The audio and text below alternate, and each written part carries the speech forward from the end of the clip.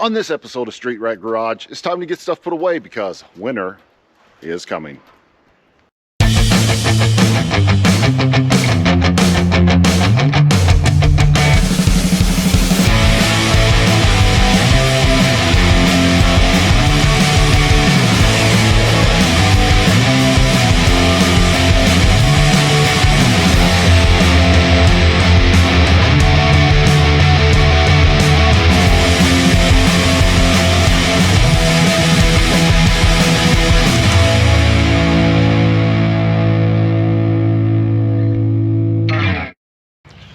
Well, this is the day that the big winter storm is going to come here to Indiana.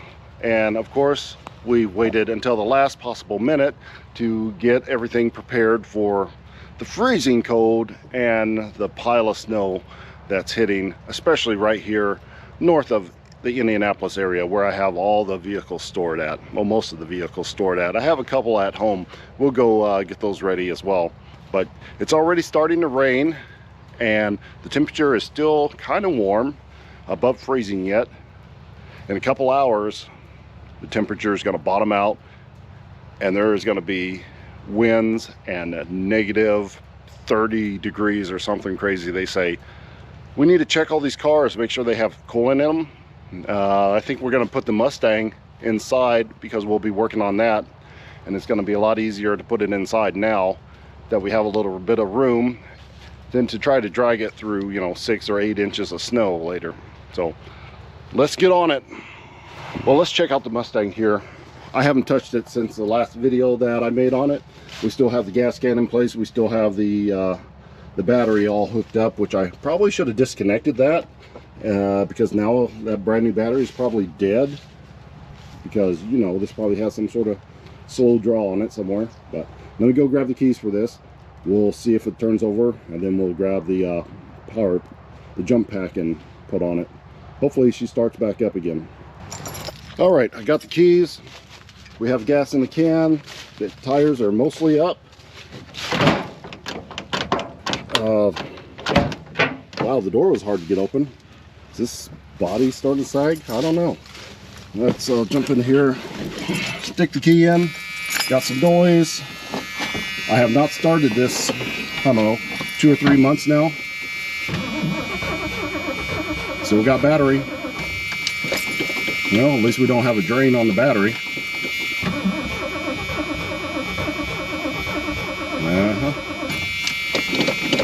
Come on. Come on. No. Come on. Oh. Thinking about it.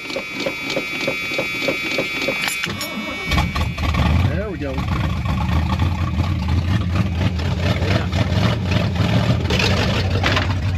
Let's get it pulled around over by the garage.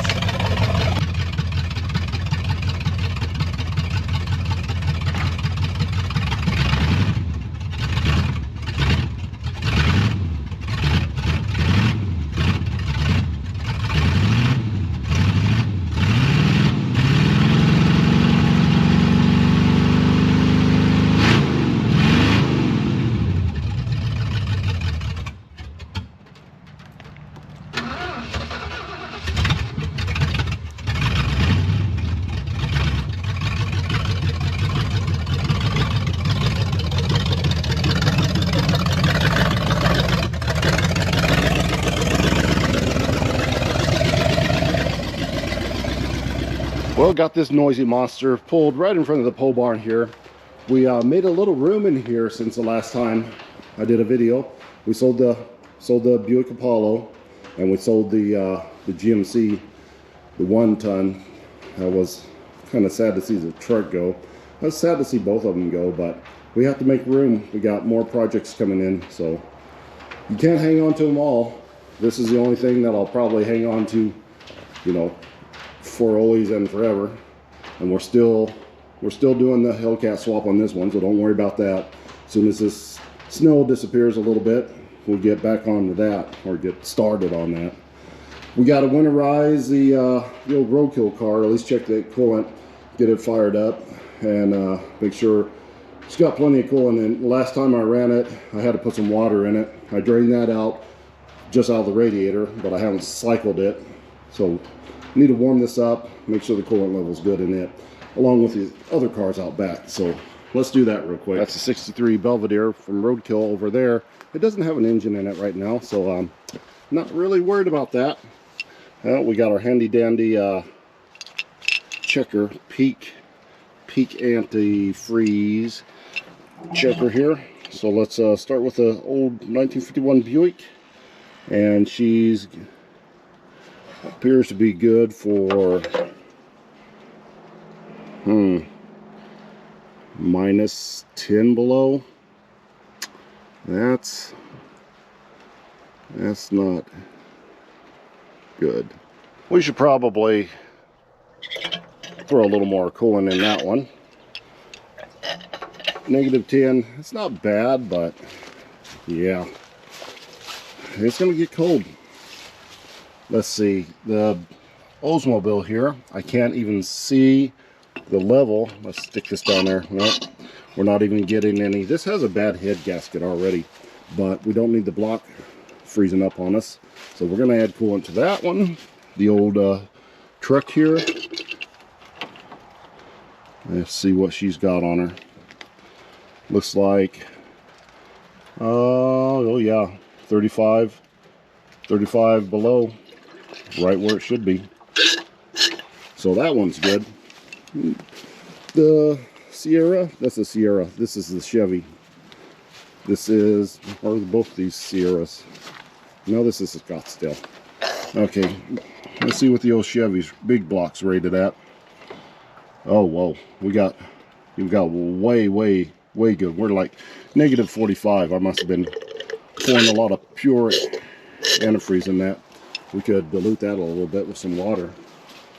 Wish we could take some of that out and put in there in the Buick. Well, let's look at our shop truck. Do we have coolant in there? Yeah, we have coolant in there. Let's see what she's got on her.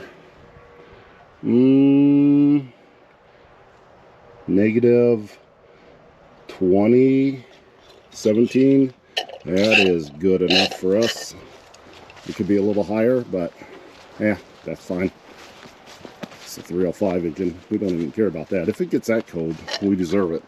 The old RV, no coolant that we can see in that. I never drove this on the street. I can't even remember if I had it last winter. I think I got it in spring of this year. So let's pour a little bit in this, because I really want to keep this 360 around. Maybe for the old Belvedere, we should throw that 360, RV 360. It's not a 440, but RV 360 would also be good. There's no engine in that Maverick. That truck has been around for 5 or 6 years, and it's fine, so we're not even worried about that one. Now we are worried about the tractor here, the old International. I already pulled the cap off, and it's down. I checked this once before last month, and it was good, but the coolant is going somewhere, probably in the crankcase. I don't know. Anyway, we're gonna drop a little bit more in there, just top that one off, and it'll be fine, because I already know the coolant's, what's left in it is good. So we'll just top it off. You've watched the other videos, you will know that the Mustang has a bad freeze plug, and there is no coolant or water in the block. So we are definitely not worried about that one. Water can't freeze if it's not in there. The Monte Carlo doesn't have the engine in it yet, so that just leaves us with the old Maverick. Good old Goose here. What does he have? He has not enough coolant in him to check. So this is probably one of the most important ones that we want to make sure that we got plenty of coolant in. I'm going to pour some coolant in. We're going to start him up, circulate it for a while, and then check it again. Definitely make sure this one's good, because I definitely had to put water in it when we went to Roadkill Nights. It overheated and puked, and I just tossed some water in it. I drained the radiator, put some more coolant in there, and now we got to check and make sure we have the right levels. I just topped Goose off with the full strength coolant that I got from O'Reilly's. I always buy the full strength because this is $14. The 50-50 mix is $11. So for $3, you're getting twice as much coolant. So why would you pay for water? So, I mean, it doesn't make any sense. Just put water in and you have twice as much for only $3 more.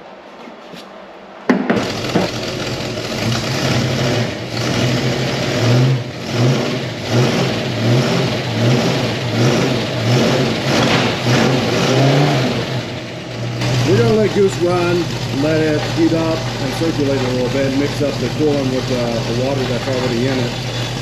Then we'll come back and check and see if we have to add some more. All right, Goose is nice and warm. Let's see what kind of reading we get.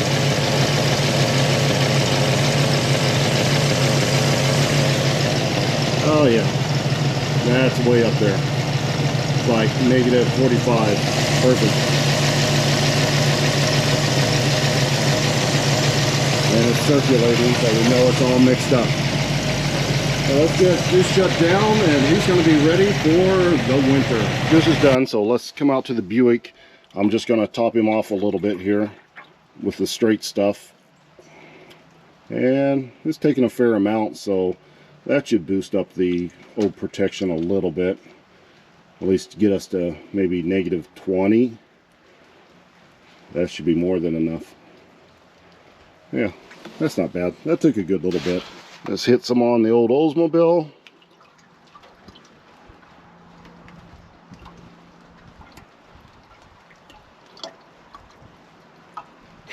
The blue truck, I'm gonna go ahead and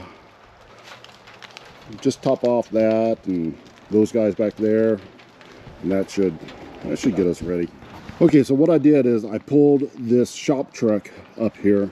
I am working on this in another video, and I want it a little bit closer to the shop so we can work on it. Now I'm getting ready to put the Mustang back in the garage, not back in the garage, into the pole barn. I think for the first time this hasn't been inside. So now it has a spot right there in front of Goose. So let's get it in for its storm, what do you call that? It's storm shelter.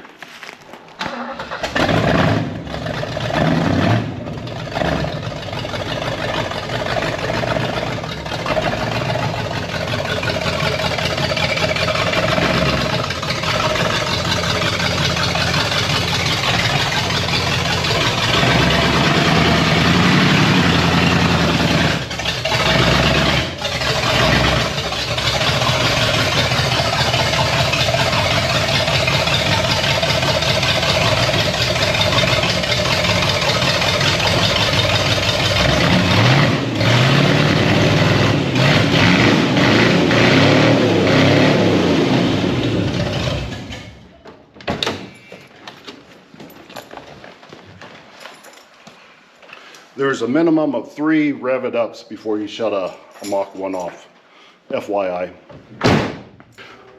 Well, the Mach 1 looks pretty good in the pole barn here with the rest of the cool kids. And we can get her closed up and wait this storm out. What I would like to do next is get this old tractor up by the barn. So when we do have the snow, we can fire this thing up and maybe clear a path so we can come up here and work while we still got snow on the ground. Let's see if this old guy, this old girl, I don't know what it is. Oh, that's a guy. It is ugly. Let's get this old guy fired up and move her up by the pole barn. Okay, let's see if I can remember how to start this. Let's see. Key on. Choke out. Throttle somewhere in there. And push the button. And push the button. Nope. We're a little bit loose at the solenoid, maybe.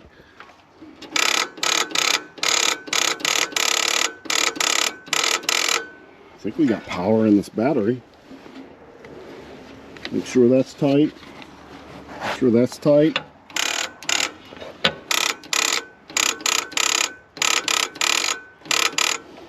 Lovely. Time to hit it with a hammer. Well, before we go hitting things with hammers, let's hook up this battery and see if we got enough juice. I mean, it's 12.2. That should be plenty. Anything? Huh. Actually got a little bit more. Is this battery no good anymore? Well, let's try a different battery. Okay, put the battery out of the Mach 1 and hook the jump pack to it. We know this battery's good because we just moved the car. Now let's jump up here and give it another try. There she goes.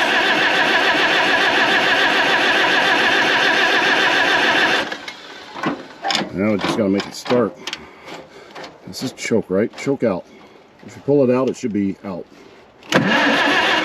Right. Fool around with the throttle. Come on. Almost there. There we go.